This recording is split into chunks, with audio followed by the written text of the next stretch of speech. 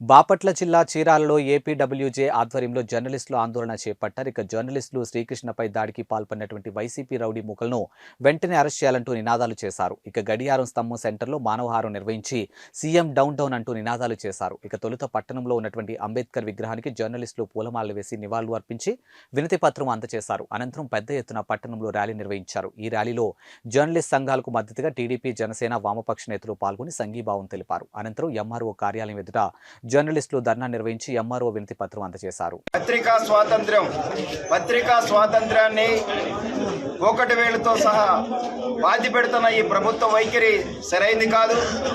ఇవాళ పత్రికా విలేకరులు అనేవాళ్ళు అది ఏ ప్రభుత్వం వచ్చినా లేకపోతే ప్రతిపక్షమైనా ఎవరైనా సరే వాళ్ళు వార్త కవరేజ్ చేస్తారు.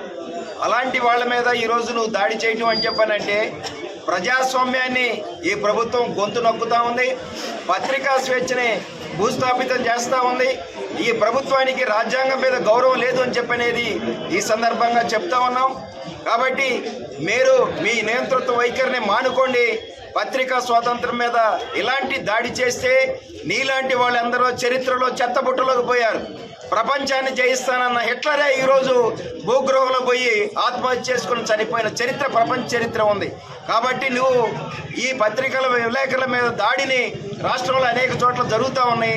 భవిష్యత్తులో అయినా సరే ఈ ప్రభుత్వం బాధ్యత వహించి భవిష్యత్తులో జరగకుండా చూడాలని చెప్పని సిపిఎం పార్టీగా డిమాండ్ చేస్తూ ఉన్నాం.